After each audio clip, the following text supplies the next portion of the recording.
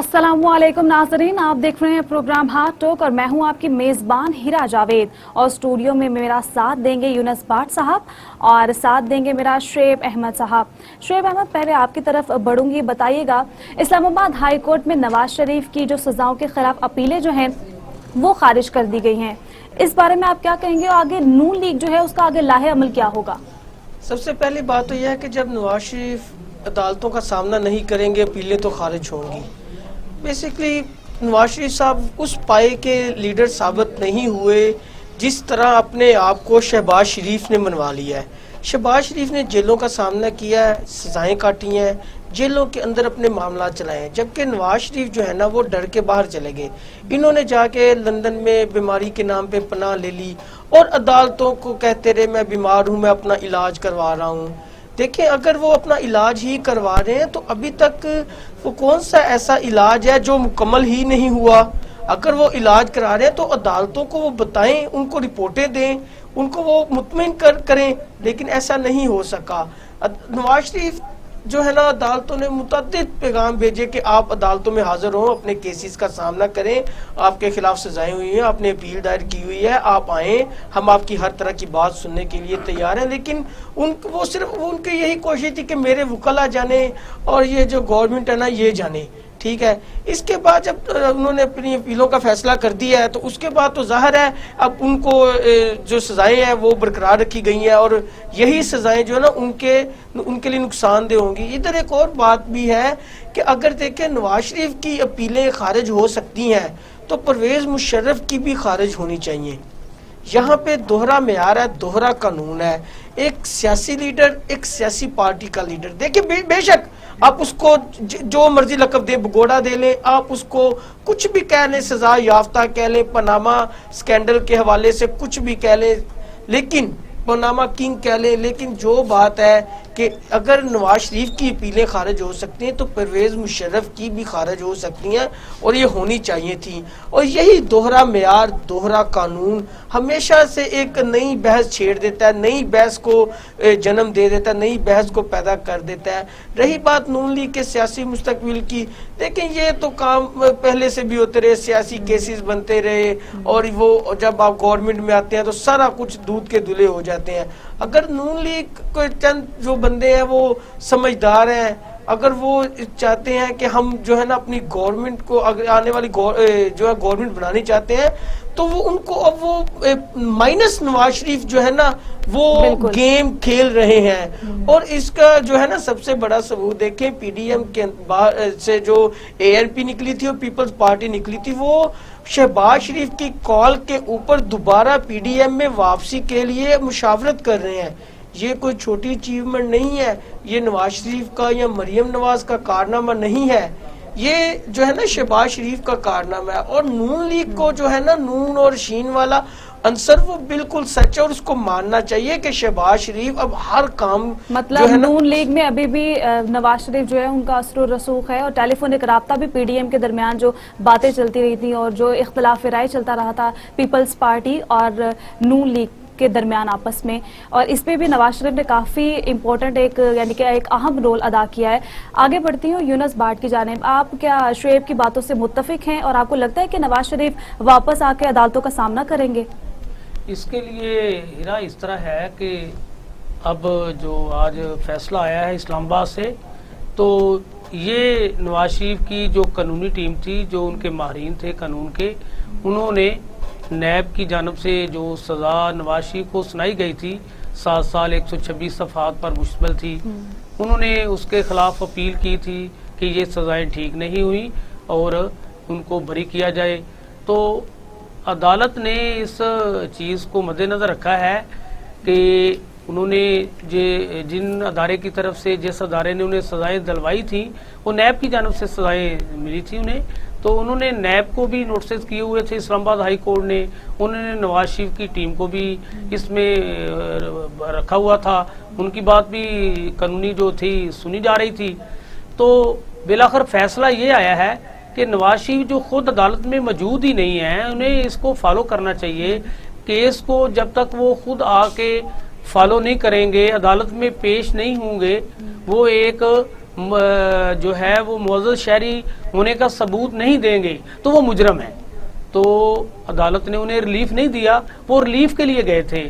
اس میں نواز شریف کے علاوہ ان کی بیٹی اور ان کے داماد وہ بھی اس کیس کا حصہ ہیں, اور انہیں وہ پیش ہو رہے ہیں. انہیں عدالت نے کیس سے الگ کر دیا ہے. نواز شریف کے پیش نہ ہونے کی وجہ سے وہ علیحدہ سے عدالت میں جا رہے ہیں, اور نواز شریف کا کیس علیحدہ سے پٹ اپ کیا جا رہا تھا. تو اب نون لیگ چاہ رہی تھی کہ اب کافی کیسز میں نون لیگ کے جو رہنما ہیں, آپ نے دیکھا ہے خواجہ آصف کو بھی بیل مل گئی ہے, شہباز شریف کو بھی ریلیف ملا ہے عدالتوں سے. تو وہ توقع کر رہی تھی کہ جو عدالت عالیہ ہے انہیں اس سے بھی ضرور ریلیف ملے گا, لیکن حالات و واقعات جو تھے وہ ان کی فیور میں کیسے آ سکتے ہیں جب ایک بندہ عدالت کا سامنا نہیں کر رہا. تو انہوں نے کہا ہے کہ جی وہ آپ انہیں بلائیں, عدالت میں پیش ہوں, اپنی صفائی کا موقع دیں, تو اس پہ غور و فکر کریں گے, دیکھیں گے کہ کیا فیصلہ آتا ہے. تو نواز شریف کی ٹیم جو وہاں عدالت میں پیش ہو رہی تھی, انہوں نے کہا جی ان کی صحت اجازت نہیں دیتی وہ پاکستان آ سکیں, تو وہ اس علاج معالجے کے سلسلے میں ہی بیرون ملک مقیم ہیں, تو ان کا یہاں آنا مشکل ہے, وہ نہیں آ سکتے, لہذا آپ انہیں ریلیف دیا جائے. تو عدالتوں نے کہا وہ ایک مفرور ہے, عدالت سے بھاگے ہوئے ہیں, عدالت نے انہیں اشتہاری ڈکلیئر کیا ہوا ہے, تو اس حالات میں انہیں کسی صورت بھی ریلیف نہیں دیا جا سکتا. اور انہوں نے نیب کی طرف سے سنائی جانے والی جو سزا تھی اسے بحال رکھا ہے. اور موقف کے مفرور ہے نواز شریف. شعیب صاحب آپ کیا کہتے ہیں کہ واپس آئیں گے نواز شریف موجودہ حکومت کے دور میں؟ نہیں, بڑا مشکل ہے. نواز شریف کو پتہ ہے کہ اگر میں واپس آ گیا تو انہوں نے مجھے جیل میں ڈال دینا, اور نواز شریف اس پوزیشن میں نہیں ہے, بیماری کی لحاظ سے نہیں پوزیشن میں, وہ جیل افورڈ نہیں کر سکتے. ان کے لیے بہت مشکل ہے جیل افورڈ کرنا. اگر وہ جیل افورڈ کر جاتے, جس طرح یہ گورنمنٹ غلطیاں کر رہی تھی, اگر نواز شریف ادھر جیل میں ظاہر 7 سال سزا تھی, آپ نے دیکھا ہوگا 1.5 سال تو ویسے گزر گیا ہے, ٹھیک ہے, اور 2-3 سال کی بات تھی, نواز شریف نے باہر آزاد ہو کے آ جانا تھا. ان کو چاہیے تھا کہ پاکستان میں رہ کر عدالتوں کا سامنا کرتے, جیل کے اندر چل جاتے, وہ بڑے لیڈر بن کے باہر نکلتے.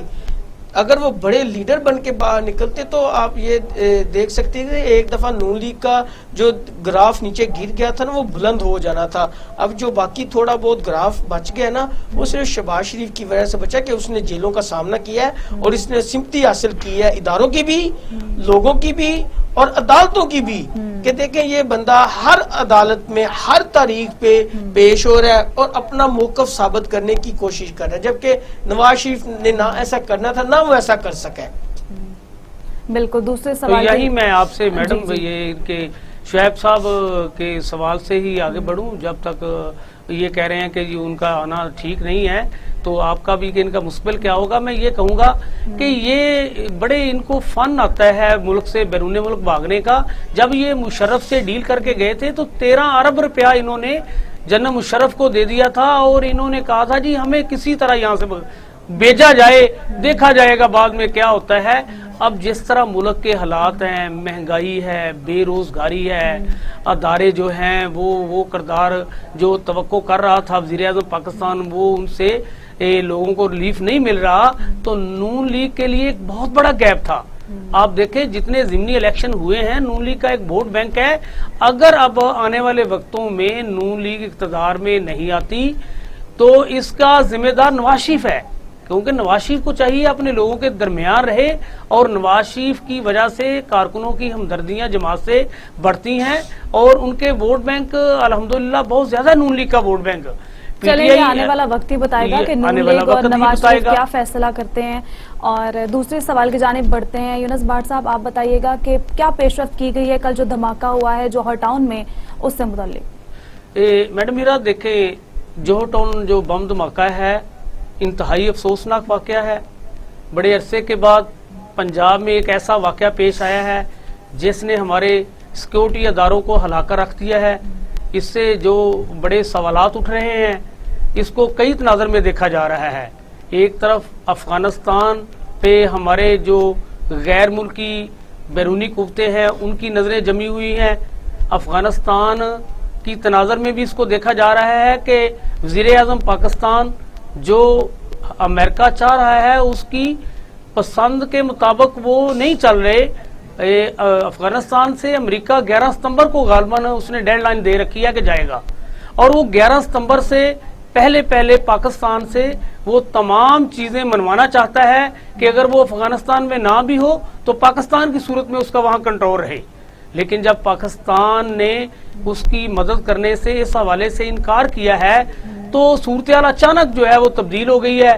اس کے لیے جو اب تک کے حقائق سامنے آئے ہیں اس میں غیر ملکی بیرونی طاقتیں ملوث پائی گئی ہیں، اور جو وہاں موقع سے گاڑی کا جو بارود دھماکہ جس سے کیا گیا ہے وہ پاکستانی ساخت کا نہیں، وہ غیر ملکی دھماکہ خیز قرار دیا گیا ہے. اور اس دھماکے کا جو مقصد ہے وہاں پہ تو وہ ہمارے جو سیکورٹی ادارے ہیں، قانون نافذ کرنے والے اداروں نے یہ بتایا ہے کہ یہ لوگ وہاں جو مذہبی شخصیت ہے اس کو ٹارگٹ بنایا جا رہا تھا. وہاں پولیس کی سیکورٹی تھی، اس کی فورس تھی، اور وہ گاڑی اس لیے وہاں تک نہیں پہنچ سکی کہ وہ ورنہ ان کے گھر سے ٹکرا جاتی اور زیادہ نقصان ہو سکتا تھا. بہت زیادہ نقصان ہو سکتا تھا. وغیرہ کلپس ہیں، بہت زیادہ اتنا زوردار دھماکہ تھا کہ وہاں جیسے دھواں اٹھا، مٹی کی دھول اٹھی، اور علاقے کے جو گرد و نواح میں گھر تھے ان کے شیشے ٹوٹ گئے. بڑا موٹر سائیکل، کیونکہ میرے گھر کی بالکل بیک سائڈ پہ، میں بھی جوہر ٹاؤن کی رہائشی ہوں، بالکل اور دھماکے کی آواز یہاں تک کہ ہمارے اس سائڈ پہ بھی وہ بلاک ڈی ہے ادھر بھی سنی گئی تھی. اور اب اس دھماکے کے بعد جو تحقیقاتی ٹیمیں ہیں انہیں اب ان کی تفتیش سونپی گئی ہے، اور تحقیقاتی ٹیموں نے کل سے ہی اپنا اس پہ کام شروع کر دیا ہے. اب تک کی اطلاعات کے مطابق سب سے پہلے انہوں نے دیکھا ہے یہ گاڑی جو یہاں پہنچی ہے یہ گاڑی کہاں سے آئی، اس گاڑی کا بیک گراؤنڈ کیا ہے. تو گاڑی کے انہوں نے جو اپنا ہمارا ایکسائز ڈپارٹمنٹ ہے جہاں گاڑیاں رجسٹر ہوتی ہیں وہاں سے چیک کیا، یہ 2010 کی ماڈل کی گاڑی ہے. بالکل گاڑی تو پکڑی گئی. شعیب صاحب آپ بتائیے گا، آپ بتائیے گا کہ کیا ماسٹر مائنڈ پکڑا گیا ہے؟ ابھی تک تو جس شخص کو انہوں نے آف لوڈ کیا ہے کراچی جا رہا تھا، ڈیوڈ اس کا نام ہے، ابھی تک تو یہی کہا جا رہا ہے کہ یہ ماسٹر مائنڈ ہے. لیکن ابھی دیکھیں نا تفتیش ہو رہی ہے، ابھی پتہ چل رہا ہے کہ ماسٹر مائنڈ کون ہے یا اس کے سہولت کار کون ہے. یہ تو آہستہ آہستہ چیزیں پتہ چلیں گی. اصل چیز یہ ہے جو دیکھنے والی ہے کہ جب 9:40 میں اس گاڑی کو ٹھوک کر روکا گیا، ایک کانسٹیبل نے اس کو چیک کیا. 2-3 منٹ چیک کرنے کے بعد کانسٹیبل نے اس سے اصرار کیا کہ اس کی ڈگی کھولو، لیکن اس نے کاغذات کوئی جو بھی دکھائے جیسا بھی کیا ڈگی نہیں کھولی گئی. پھر اس کے بعد وہ گاڑی اپنے پوائنٹ پہ چلی گئی. ظاہر ہے 10:00 کے اوپر یہ دھماکہ ہوا، اور جہاں پہ گاڑی کو روکا گیا اور وہاں سے جوہر ٹاؤن کا فاصلہ 10 سے 15 منٹ کا ہے. اب سیکورٹی ادارے اس بات کا حساب لگا رہے ہیں کہ کیا بارودی مواد جو ہے وہ گاڑی کے اندر پہلے سے نصب تھا، یا جو ہے وہ جتنا گیپ ٹائم گیپ ملا ہے اس کے اندر آ کے کہیں پہ گاڑی نے اپنا جو ہے وہ بارودی مواد اس میں فٹ کیا ہے اور پھر اپنے ٹارگٹ کی طرف گئی ہے. یہ وہ سوال ہے جو تفتیش کا حصہ ہے. سیکورٹی ادارے رات سے لے کر اس میں کافی جو ہے نا پیش رفت انہوں نے کی ہے اور کافی حد تک آگے چلے گئے. لیکن 1-2 چیزیں دیکھیں نا، ابھی وزیر قانون پنجاب کے راجہ بشارت انہوں نے یہ کہہ دیا کہ سیکورٹی تھریٹ ہے ہی نہیں تھا. بس یہ عوام کو اس طرح کا انہوں نے جو ہے نا بیوقوف بنایا ہوا ہے، لولی پاپ دیا ہوا ہے. یہ نہیں سمجھتے کہ سیکورٹی تھریٹ تو ہر آدھے گھنٹے بعد پاکستان کو کوئی نہ کوئی مل رہا ہوتا ہے، کوئی نہ کوئی جو ہے موومنٹ ہو رہی ہوتی ہے. یہ تو ہماری سیکورٹی ایجنسیز اور پاک فوج کا جو ہے نا اتنا کولیبوریشن ہے، ان کی اتنا کام ہو رہا ہے کہ جس کی وجہ سے ہم اتنے دہشت گردوں کو بیفور ٹائم پکڑ لیتے ہیں، ان سے انٹروگیشن کر کے ہم کڑی سے کڑی ملا کے پکڑ لیتے ہیں. اب دیکھیں راجہ بشارت صاحب آن کیمرہ کہہ رہے ہیں کہ سیکورٹی تھریٹ نہیں تھا. بھائی کیوں نہیں تھا؟ اگر سیکورٹی تھریٹ نہیں تھا تو جس مذہبی رہنما کے گھر کے باہر جو قریب دھماکہ ہوا ہے تو وہاں سے بھی سیکورٹی آپ کیوں نہیں ہٹا رہے؟ اگر یہ سیکورٹی تھریٹ نہیں تھا تو وہاں پہ سیکورٹی تعینات کیوں تھی؟ حتیٰ کہ وہ تو جیل کے اندر ہے، ان کا جو وہ تو قانونی حراست کے اندر ہے. یہ ساری چیزیں حکومت جو ہے نا یہ سب جان بوجھ کے ایک غلط بیانیہ جو ہے اپنا قائم کرنا چاہ رہی ہے کہ سیکورٹی تھریٹ نہیں تھا، ہمیں علم نہیں تھا. یہ صرف اس لیے کہ آپ لوگوں نے پہلے تیاری کیوں نہیں کر رکھی. سیکورٹی تھریٹ موجود ہوتے ہیں. بالکل ایسا ہی ہے. حکومت کی سیکیورٹی صورتحال پر سوالیہ نشان ہے. یونس بھاٹ صاحب، 6 بار جو گاڑی ہے جو اس میں استعمال ہوئی ہے وہ فروخت ہوئی تھی. ہمارا قانون کیا اتنا ہی کمزور ہے کہ اس کے بعد بھی اس کے مالک جو ہے وہ ابھی تک گرفتار نہیں کیا جا سکا؟ اچھا، اس کے لیے میڈم یہ ہے کہ جب دھماکہ ہو گیا، دھماکے کے بعد तहकीकाती टीमों ने अपना काम शुरू किया तो सबसे पहले उन्होंने गाड़ी को देखा कि गाड़ी कहाँ से आई, इसका चेसी नंबर क्या है, इसका इंजन नंबर क्या है। उसमें हमारे कानून नाफिज करने वाले अदारों को मदद मिली है। उन्होंने इब्तदाई तौर पे ही इसका कल ही इसका पता चल गया था कि गाड़ी कहाँ से चली, कहाँ गई, कैसे आई। सबसे पहले जो इतलात है अब तक की डॉक्यूमेंट्री इतलात के मुताबिक ये हाफसाबाद का बंदा है जिसने पहले ये न्यू गाड़ी खरीदी थी, तो उसके बाद उसने गाड़ी फिर एक बंदे को फरोख्त कर दी। तो ये फिर गाड़ी एक वक्त में गुजरांवाला में डकैती के दौरान छीनी भी गई है। और ये पिंडी बटिया में भी गाड़ी जो है ना वो एक सब इंस्पेक्टर के जरिए बजरिया जो शोरूम होते हैं वहां भी फरोख्त हुई है। तो ये जो उसके बाद आखिरी गाड़ी जो है ये 21 जून को, यानी कि ये अभी 2-3 दिन पहले ही ये जो एक चन्योड़ तहसील भोना का इमरान नाम का बंदा है उसके नाम स्टाम्प पेपर पे ये खरीदी गई है।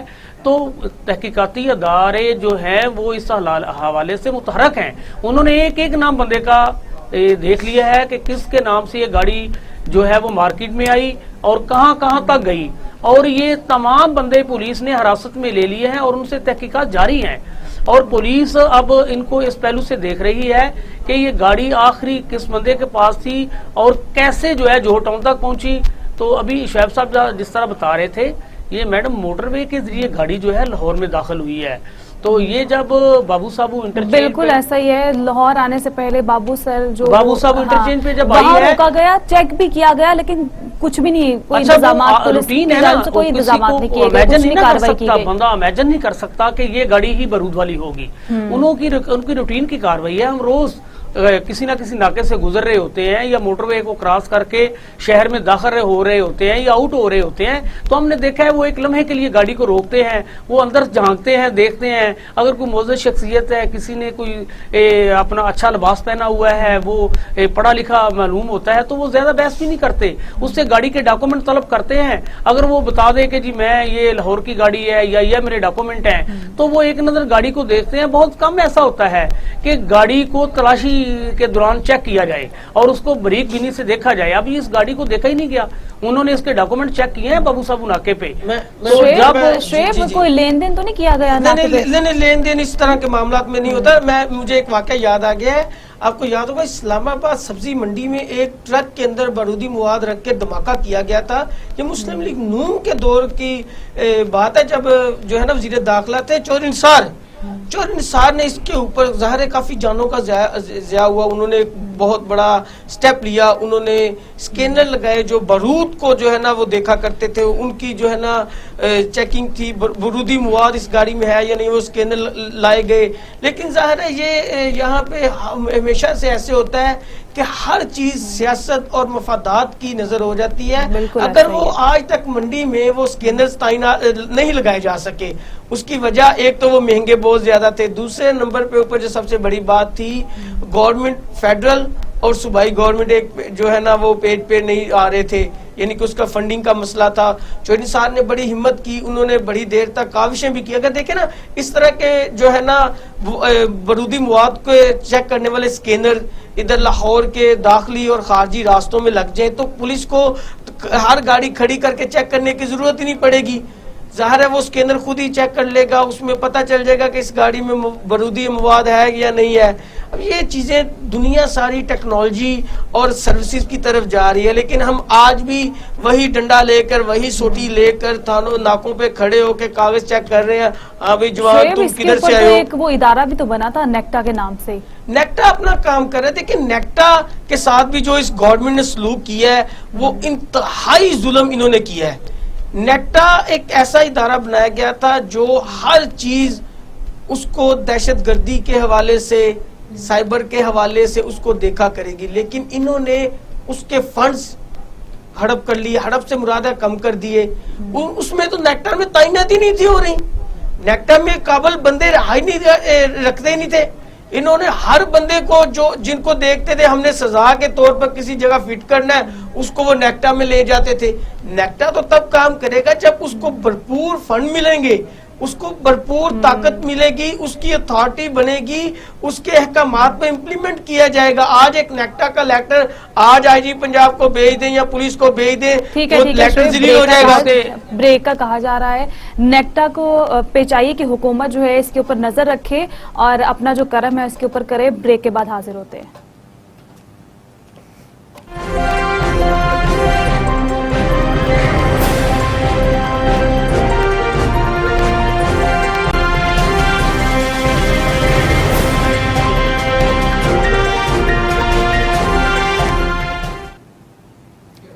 Welcome back. ناظرین, وزیر اعظم عمران خان کا ایک انٹرویو وائرل ہوتا ہے اور اس انٹرویو میں انہوں نے لباس کے بارے میں کہا تھا, جس کے اوپر کچھ لوگوں نے تنقید کی, کچھ لوگوں نے اس کی حمایت کی. تو شعیب, بحیثیت مرد آپ اس کو کیسے دیکھتے ہیں؟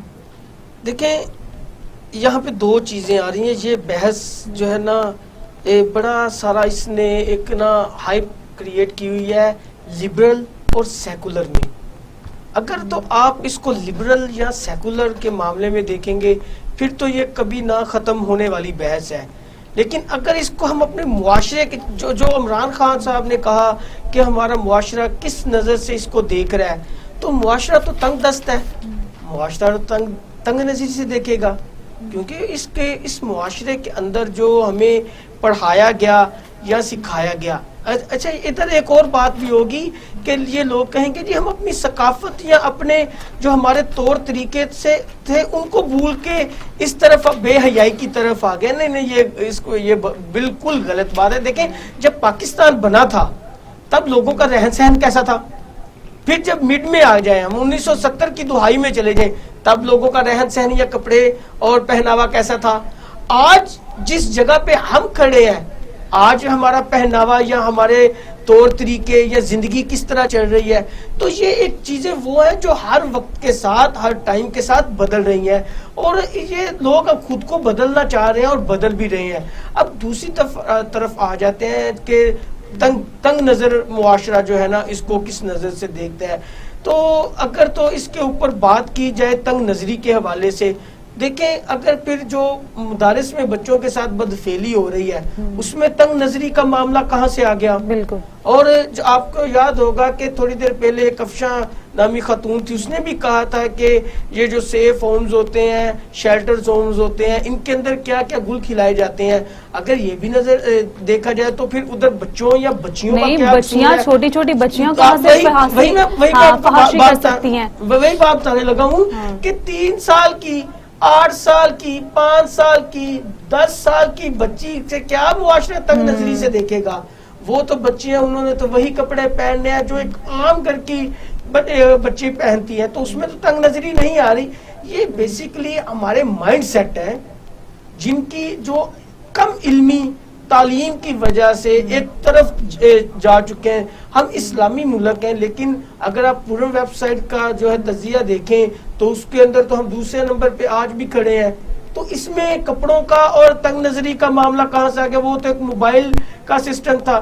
اگر آپ دیکھیں بدفعلی کے واقعات دیکھ رہے ہیں, روز بروز بڑھتے جا رہے ہیں مدارس میں, اسکولوں میں, یہ کیا کچھ نہیں ہو رہا. تو خان صاحب وہاں پہ بچوں کے تنگ نظری والا معاشرے کا کہاں سے جو ہے نا سسٹم یا قانون آ گیا؟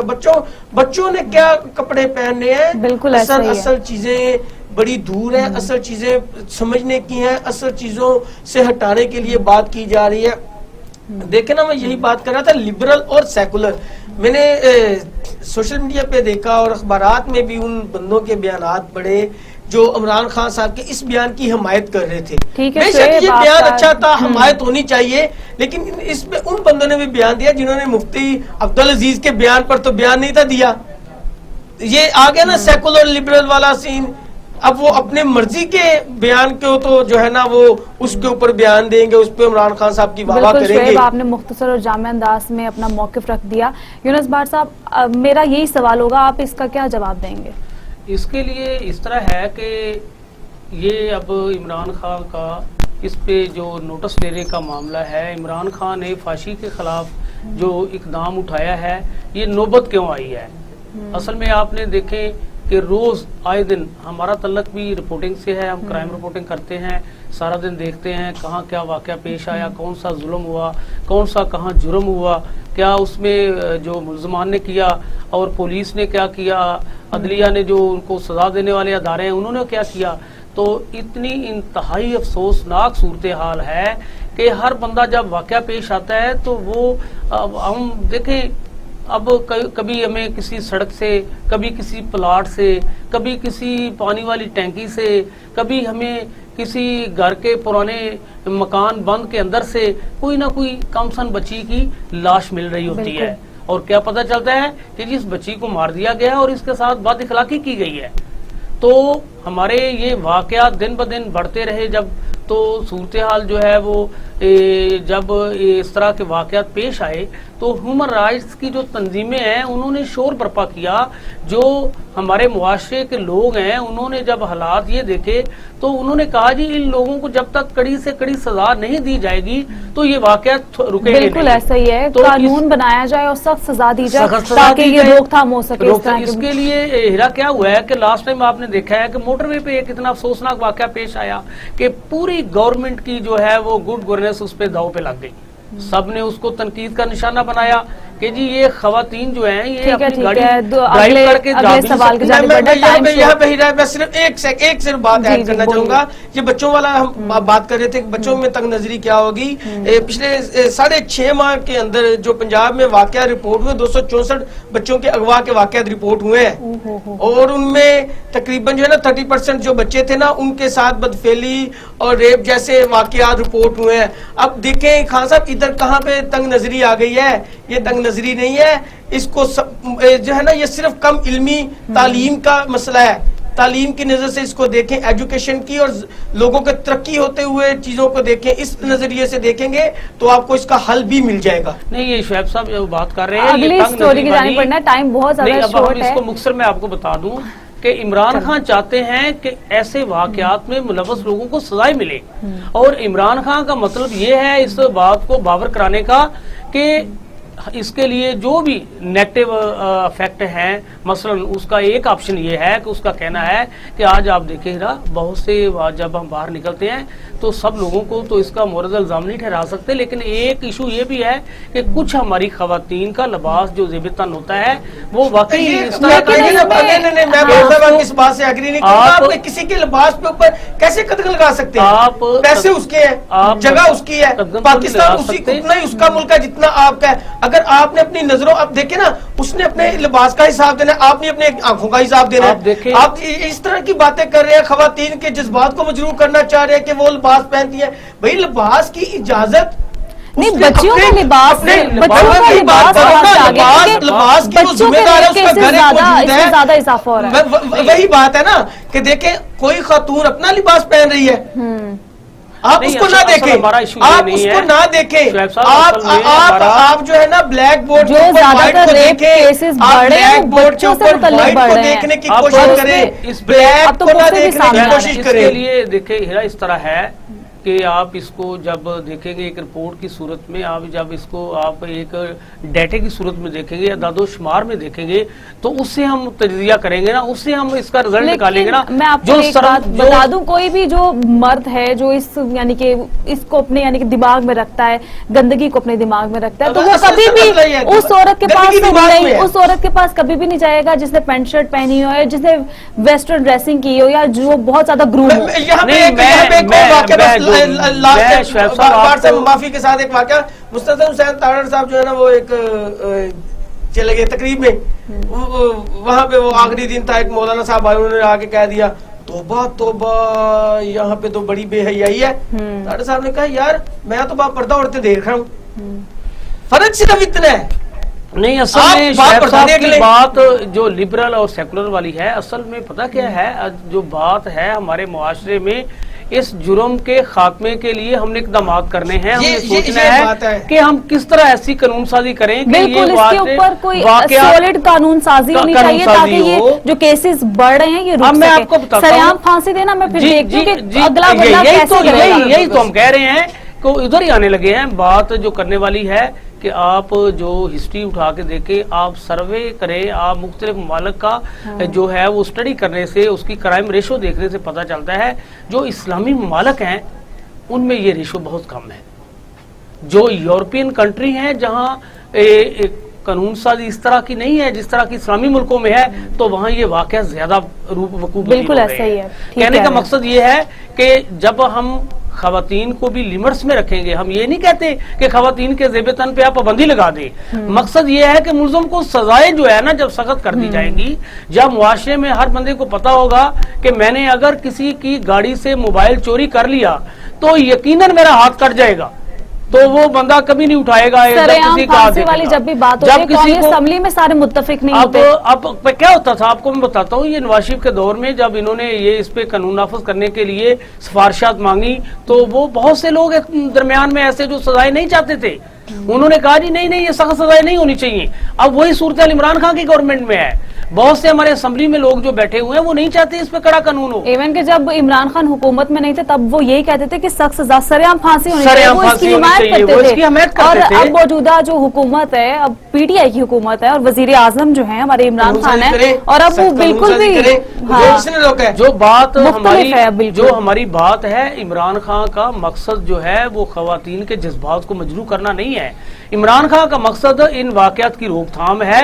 وزیر اعظم پاکستان چاہتے ہیں کہ اس کو اس طریقے سے قانون سازی کر دی جائے کہ کوئی بندہ بھی اس جرم میں جو ہے وہ آئندہ سے نہ پکڑا جائے. ان کی سابقہ جو اہلیہ ہیں جمائمہ, انہوں نے بھی ان کے خلاف ہی یہ بات کی. جمائمہ نے کہا ہے کہ عمران خان کی میں اس بات سے اتفاق نہیں کرتی کہ جو آپ کہیں کہ جی ایسا لباس زیب تن کرنے سے فحاشی بڑھتی ہے, اس کا ایک اپنا موقف ہے. وہ کہتی ہے کہ جی میں ایک دفعہ سعودی عرب میں موجود تھی تو میں جب وہاں جا رہی تھی تو ایک خاتون جو ہے اس کو پتہ چل گیا ہوگا کہ یہ عمران خان کی بیوی ہے, یا جیسے بھی اس سے ملاقات ہوئی تو اس نے اس سے باتوں باتوں میں پوچھا تو اس نے خود ہی خاتون نے اپنا اظہار خیال کرتے ہوئے جمائمہ کو بتایا کہ میں جو ہے وہ امامہ پہن کے جب جاتی ہوں تو لوگ جو ہیں وہ لڑکے یا لوگ جوان میرے پیچھا کرتے ہیں. ٹھیک ہے, اگلے سوال کی جانب بڑھتے ہیں, ٹائم کیونکہ شارٹ رہ گیا ہے. وزیر اعلیٰ پنجاب عثمان بزدار نے اسما بخاری جو ہے ان کو 25 کروڑ ہر جانے کا نوٹس جاری کر دیا ہے. اب کیا ہوگا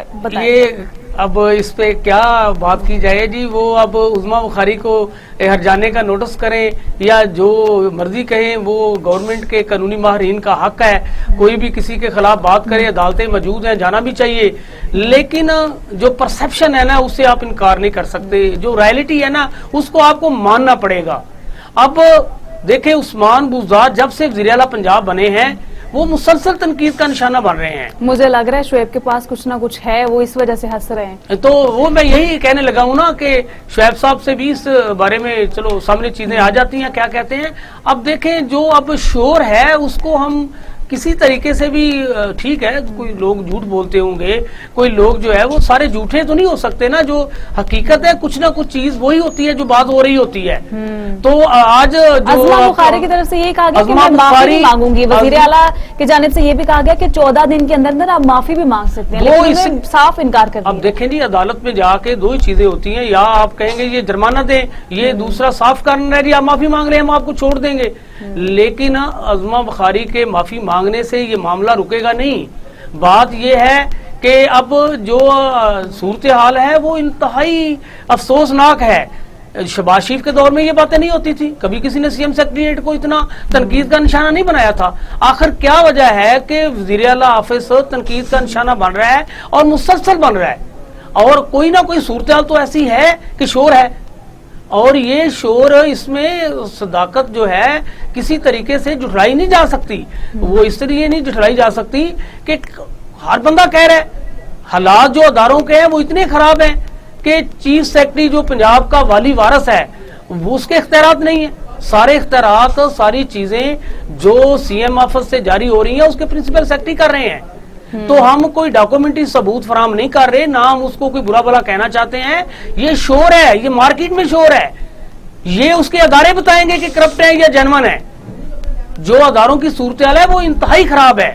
آپ کوئی محکمہ لے لیں, آپ اس میں ڈائریکٹ مداخلت ہو رہی ہے. آخر عثمان بزدار اپنے آپ کو کیوں امپروو نہیں کر سکے؟ عثمان بزدار کا کوئی ڈیسیژن پاور جب بھی وہ لیتے ہیں تو دیکھیں پچھلے دنوں آپ اس بات کو آپ اس طریقے سے دیکھ لیں کہ لاہور میں کمشنر تعینات ہوئے, 2 دن بعد شور مچ گیا جی انہوں نے کروڑ روپے دیے ہیں. اب وہ اس کے پیچھے پی ٹی آئی کی رہنما تھے اس کی تعیناتی کے لیے. جب وہ یہ خبر دیکھا کہ بہت زیادہ شور مچ گیا ہے, اسلام آباد جب خبر پہنچی تو اسلام آباد پہنچنے تک خبر اس جو گورنمنٹ کا بندہ تھا اس سے بھی انہوں نے استعفیٰ لے لیا, اور جو کمشنر تھا اس کو بھی تبدیل کر دیا. بھائی اگر وہ میرٹ پہ آیا پھر تبدیل کرنے کی کیا ضرورت ہے؟ بالکل. دیکھیں یہ کوئی نئی بات نہیں ہے, یہ اس اداروں نے لٹ مچائی ہوئی ہے.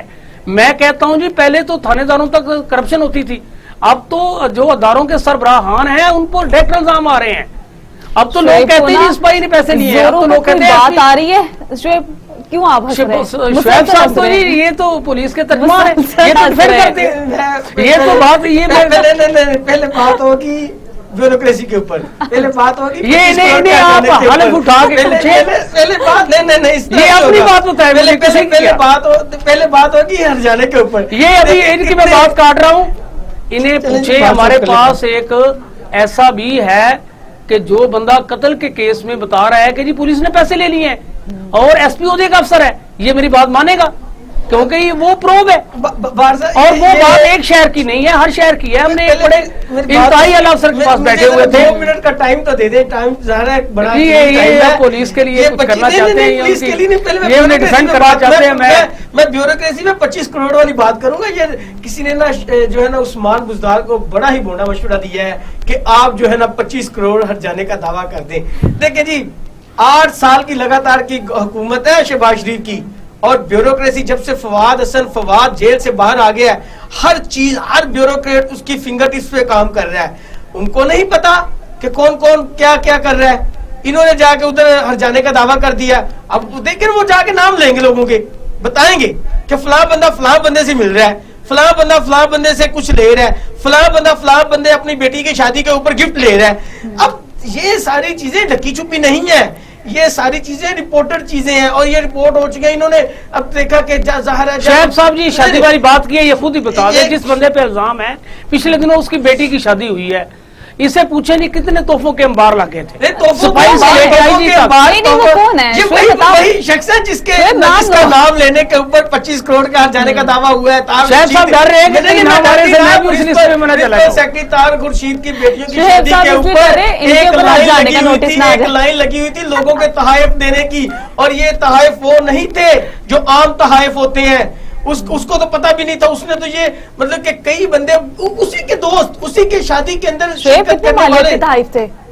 کتنی مالیت تحائف کو چھوڑے صرف لاکھوں میں نہیں, پڑے گی. اچھا بات سن لیں, ایک کام مجھے ایک نا دوست نے کہا کہ اگر تم یہ چیک کرنا چاہتے ہو نا کہ تحائف کن شکل ان کی شکال کیا تھی, ان کی اقسام کیا تھی, تو اس کی شادی کے بعد جتنی بھی بیوروکریسی میں تعیناتیں ہوئی ہیں نا ان کا ریکارڈ نکال لو, آپ کو پتا چل جائے گا. نہیں میڈم کس اہل تھا, کہاں پہ جا کے لگ گیا, کس اہم پوسٹ پہ لگ گیا. یہ پنجاب میں یہ تو بات کر رہے ہیں, یہ پنجاب میں شور ہے, ہر بندہ ہر شخص کہہ رہا ہے, کوئی بندہ وزیر اعلیٰ کا نام نہیں لیتا کہ عثمان بزدار کو ملو تو یہ کام ہو جائے گا. لوگ کہتے ہیں اس کے پرنسپل سیکرٹری کو ملو اور آپ کا کام آسان ہو جائے گا. یعنی کہ میں نے پچھلے دنوں یہ میرے ساتھ موجود تھے, ہم ایک بہت بڑے جو ہے ایڈیشنل آئی جی لیول کے پولیس افسر کے پاس بیٹھے ہوئے تھے, تو ہم نے کسی شہر کے سربراہ کی بات کی کہ اس کی اپنے ادارے پہ گرپ نہیں ہے, اس کے جو متحد ایس پی ہیں اس کی بات نہیں مانتے, تو اس نے کہا آپ کے پاس قائد اعظم نہیں ہے. یہ واقعی بالکل یعنی کہ جب ادارے کے سربراہان جو ہیں تو میں نے کہا جی آپ نوٹس کیوں نہیں لیتے, تو انہوں نے کہا جی بھائی ہم کیا نوٹس لیں. ایک آفیسر کے بارے میں جس کو ڈی سی تعینات کیا گیا تھا, اس کے بارے میں نا اس نے کئی بندوں نے شور ڈالا کہ اس نے پیسے دیے. بھائی ہمیں تو کوئی پتہ نہیں کتنے پیسے دیے, کہاں بھی کس نے کون سا ہمیں بتا کے پیسے دیے, لیکن اسی بندے نے ایک اور بات کہ اس نے ہفتے میں پیسے پورے کر لیے ہیں. اور وہ کیس آج بھی جو ہے نا ایک اے ڈی سی آر اور ایک ڈی سی کے درمیان گھوم رہا ہے, اور وہ ہاؤسنگ سوسائٹی جو ہے نا وہ اس کیس کو لے کے بڑا خوش ہے کہ ڈی سی نے ہمارا ساتھ دے دیا. جب اس طرح کی باتیں نکلیں گی تو شہباز شریف اور عثمان بزدار میں بس ہے نا ایک ہاؤسنگ سوسائٹی ہے, اس کا کیس چل رہا ہے کہ اے ڈی سی آر نے کہا کہ یہ صحیح ہے, ڈی سی نے کہا یہ غلط ہے. ان دنوں کے درمیان بات تھی. شہباز شریف کا جو ہے نا ایشو تھا, وہ ہر خبر ہر انفارمیشن کو خود چیک کرتا تھا. وہ جب اس پہ ایکشن لیتا تھا اس کو پتا چل جائے. دیکھیں نا, اگر میرا کسی کے ساتھ مسئلہ ہے اور میں نے اس مسئلے کے بعد کوئی سچ بول دیا ہے, اور وہ جو سچ ہے نا وہ ہے تو سچ یا جھوٹ, آپ اس کو ویریفائی کرنے کی تو صلاحیت رکھتے ہیں کہ نہیں رکھتے؟ آپ کو کسی طریقے سے انفارمیشن تو آئی ہے نا، لیکن اس گورنمنٹ کو اللہ کی ذات جو ہے نا، اب ہم کیا کہہ سکتے ہیں؟ یہ شعیب صاحب کی میں بات کاٹ رہا ہوں جی، شعیب صاحب یہ میری بات سے اتفاق کریں گے کہ ہم بات کر رہے ہیں گڈ گورننس کی، ہم بات کر رہے ہیں کہ جی یہ شور کیوں ہے، ہم بات کر رہے ہیں کہ جی عظمہ بخاری کو نوٹسز کیوں جاری ہوئے ہیں، توہین عدالت کے لیے، توہین عدالت کہہ رہا ہوں، حق عزت کا دعویٰ اس کے لیے کیا گیا ہے. تو یہ اس وقت ہوتا ہے جب لوگ شور مچا رہے ہوتے ہیں، جب ہر بندہ کہہ رہا ہوتا ہے، جب یہ کہہ لیں کہ اپنی غلطی تسلیم کر جائے نا کہ میرے خلاف سچ بول دے تو چلو عدالت کا جا کے دروازہ سہارا لیتے ہیں. تو یہ شعیب صاحب کو پتہ ہے کہ موجودہ گورنمنٹ کے اندر اب جب بہت زیادہ شور مچ گیا ہے تو انہوں نے اب ایک نیا کام شروع کیا ہے، انہوں نے ایک نئے طریقے سے لوگوں کو باور کرانا چاہا ہے. وہ کیا طریقہ ہے؟ اب وزیر اعلیٰ آفس سے انہوں نے یہ کہنا شروع کر دیا ہے کہ جی پنجاب بھر میں جتنے کرپٹ افسران ہیں ہم ان کو فارغ کر رہے ہیں. اس کا مطلب ہے آپ کو پتہ ہے آپ نے لگائے ہوئے ہیں کیا کہ پنجاب بھر میں جتنے کرپٹ افسران ہیں ہم ان کو فارغ کر رہے ہیں. اس کا مطلب عثمان بزدار اپنے بھائیوں کے خلاف مقدمہ درج کروانے جا رہے ہیں. اس کا یعنی کہ اب یہ کہنا چاہ رہے ہیں کہ عثمان بزدار پروگرام کا ٹائم ختم ہو گیا ہے، اپنے بھائیوں کے خلاف مقدمہ درج کروانے جا رہے ہیں. بھٹ صاحب یہ کہنا چاہ رہے ہیں آپ لوگ؟ جی پلیز آپ پروگرام کا ٹائم ختم ہو گیا، مجھے دیجیے اجازت اللہ نے کے بعد.